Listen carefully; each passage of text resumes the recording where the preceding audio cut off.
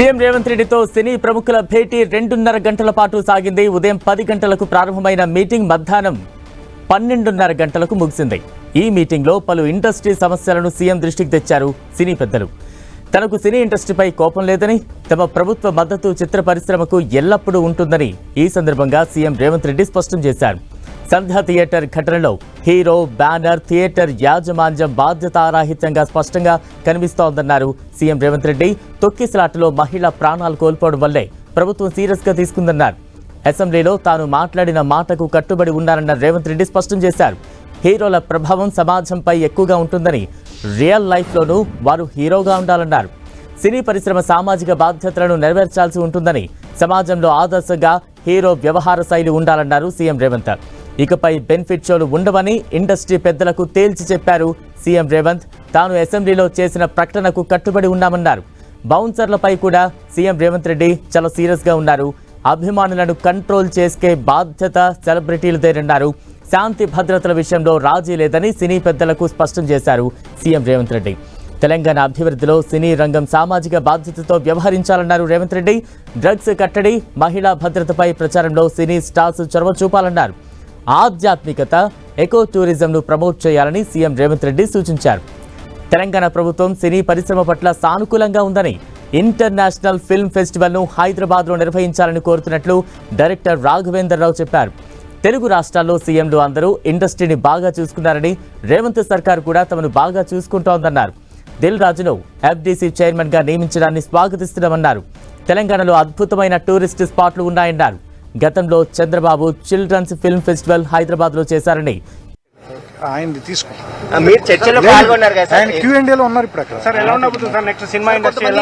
కొంతమంది అభ్యంతరం వ్యక్తం చేస్తా ఉన్నారు. అల్లు అరవింద్ ఎఫ్డీసీ ఆధ్వర్యంలో ప్రభుత్వంతో భేటీ అనంతరం సినీ పెద్దలు మీడియా ముందుకు వచ్చారు. ఎఫ్డీసీ చైర్మన్ దిల్ రాజు మీడియాకు అన్ని కూడా వివరించారు. అయితే స్పెషల్ రేట్లు, బెనిఫిట్ షోలకు సంబంధించి మీడియా అడిగిన ప్రశ్నకు ఇవన్నీ కూడా చిన్న చిన్న అంశాలు. తెలుగు సినిమాను ప్రపంచ స్థాయిలో నిలబెట్టేందుకు తీసుకోవాల్సిన అంశాలపై ఈ భేటీలో ప్రముఖంగా చర్చించామంటూ కూడా దిల్ రాజు వివరించారు. ఆ సినీ పరిశ్రమ అభివృద్ధికి ఇటు సినీ పరిశ్రమ అలాగే గవర్నమెంట్ కలిసి పనిచేయబోతున్నాయని, హైదరాబాద్లో హాలీవుడ్ సినిమాలు షూటింగ్ జరిగే స్థాయిలో, అంటే ఇప్పటి వరకు దేశవ్యాప్తంగా అన్ని పరిశ్రమలు హైదరాబాద్లో వచ్చి షూటింగ్లు చేసుకుంటున్నాయి. అలాంటిది హాలీవుడ్ స్థాయిలో సినిమా షూటింగ్లు ఇక్కడ జరగాలంటే ఎటువంటి అరేంజ్మెంట్స్ కావాలి, దానికి కావాల్సిన అంశాలన్నీ కూడా రెడీ చేయాలంటూ కూడా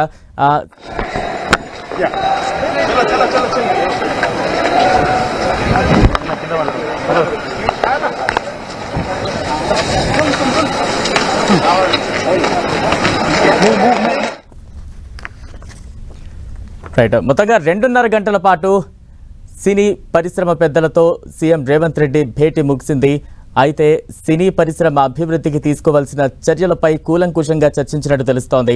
సినీ ఇండస్ట్రీ, గవర్నమెంట్ కలిసి పనిచేయబోతున్నట్టుగా సీఎం రేవంత్ రెడ్డి చెప్పారు. దానికి సంబంధించి దిల్ రాజు ఎఫ్డీసీ చైర్మన్ చాలా వివరంగా వివరించారు.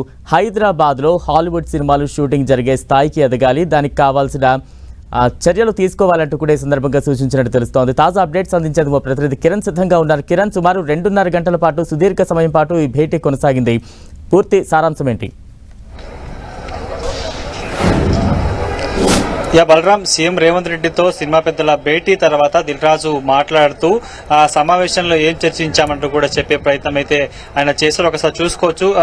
దీనికి సంబంధించి ఇప్పటి వరకు 8 సినిమాలకు ప్రభుత్వం స్పెషల్ జీవో ఇచ్చింది. తెలుగు సినిమా సంబంధించి ఒక బ్రాండ్ క్రియేట్ చేయాలని నిర్ణయం తీసుకున్నట్టుగా చెప్పారు. ఇంకా సినిమా పరిశ్రమ బాగుండాలి, ఐటీ, ఫార్మాతో పాటు సినిమా ఇండస్ట్రీ కూడా బాగుండాలని కోరుకునే ప్రయత్నం కూడా చేసినట్టు తెలుస్తుంది. ఇక ప్రభుత్వ సినిమాలకు సంబంధించి కూడా అనుసంధానకర్తగా ఇటు ఫిలిం కార్పొరేషన్ డెవలప్మెంట్ చైర్మన్ ఉంటారంటూ కూడా చెప్పడం జరిగింది. ఇక ముఖ్యంగా తెలుగు ఇండస్ట్రీకి సంబంధించి కూడా ఏదైతే పెండింగ్ సమస్యలు ఉంటాయో దానికి సంబంధించి కూడా ఇటు మంత్రులతో సంబంధించి కూడిన ఒక ఉపసంఘాన్ని కూడా వేసినట్టుగా పేర్కొనడం జరిగింది. వీటితో పాటు తెలంగాణ ఎక్కడి నుంచి షూటింగ్ జరిగినా గంటలో వచ్చే విధంగా ప్రత్యేక ఏర్పాట్లు కూడా ఇక్కడ ఉన్నాయి. కాబట్టి అందుకు సంబంధించి పూర్తి స్థాయిలో ప్రపంచ వ్యాప్తంగా తెలుగు చిత్ర పరిశ్రమను, హైదరాబాద్ ను కూడా ఒక ఐకానిక్ ప్లేస్ గా ఏర్పాటు ఏర్పాటు చేసేందుకు కృషి చేస్తామని చెప్పడం జరిగింది.